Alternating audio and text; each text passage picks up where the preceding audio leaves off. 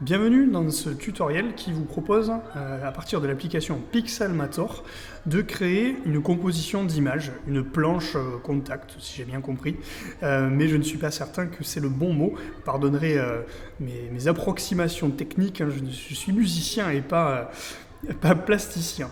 Alors voilà, je suis parti d'un projet vierge, que j'ai choisi en mode paysage, et j'importe des images à l'intérieur. Donc on voit déjà la possibilité d'importer plusieurs images et de créer une composition, un montage à partir de ces images.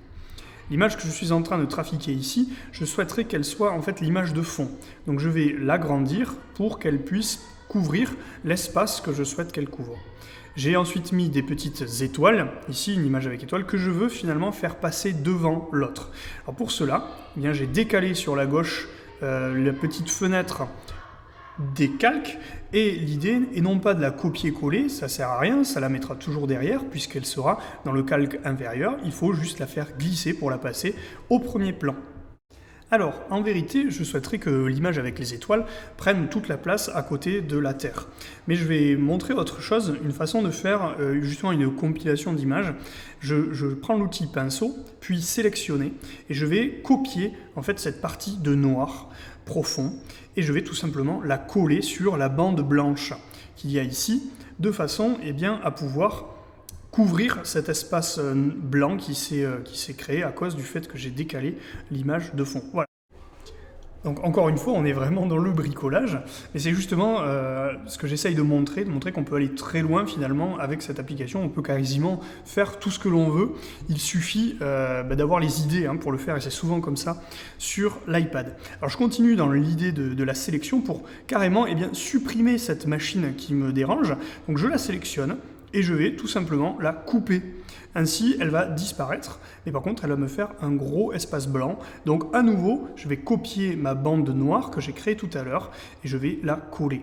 D'accord ? Donc, évidemment, j'aurais pu faire ça directement avec mon image de fond étoilé, mais là encore, je m'amuse à vous montrer d'autres possibilités. Vous voyez que je peux la tourner à loisir, cette bande noire, et la faire correspondre exactement à ce que je souhaite.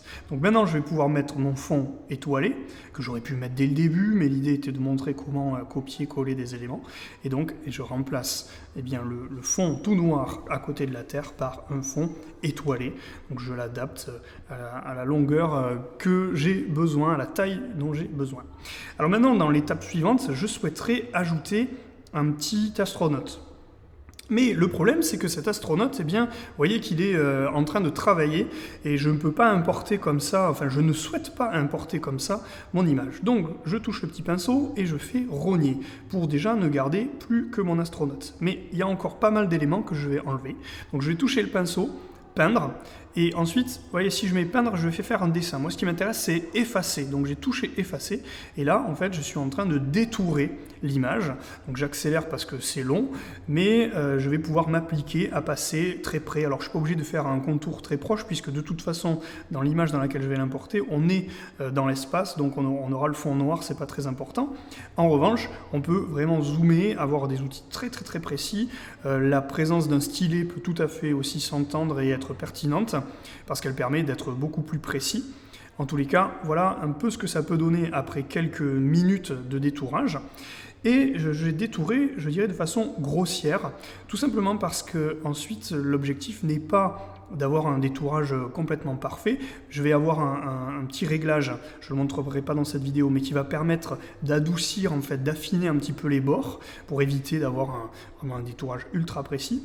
Et d'autre part, je vais pouvoir ici, en touchant le petit pinceau, sélectionner à nouveau, mais cette fois une sélection libre pour ne garder finalement que la partie de l'image qui m'intéresse. Donc là, ici, je dessine un contour grossier qui correspond à mon détourage sur l'image. Vous voyez qu'avec un autre doigt, je peux continuer à zoomer, dézoomer. Bon, là, je me suis un peu raté, mais c'est pas grave.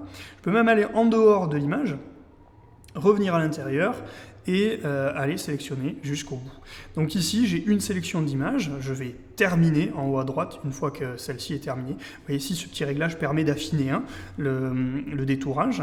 Et une fois que donc, cette sélection est terminée, j'appuie sur terminer à droite et je vais pouvoir copier mon image afin de retourner dans le projet initial, celui avec l'espace et la terre, et je vais pouvoir coller en touchant dedans. Alors désolé pour la sonnerie, hein, je suis au collège.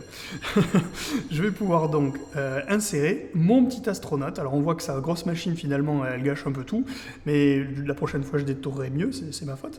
Je vais pouvoir donc l'insérer, je vais pouvoir le tourner dans tous les sens que je veux et créer une composition de cet astronaute dans l'espace. Je vais également pouvoir ajouter un autre astronaute, puisqu'il est toujours dans mon presse-papier, donc je peux à nouveau toucher et en coller un second. Voilà, comme ça il a un copain. On pourrait même faire la maman ours, le papa ours dans l'espace, ce serait très rigolo. Enfin voilà. Donc ici, désolé pour la longueur du tuto, mais c'était pour montrer les possibilités de montage, de copier-coller offertes par Pixelmator.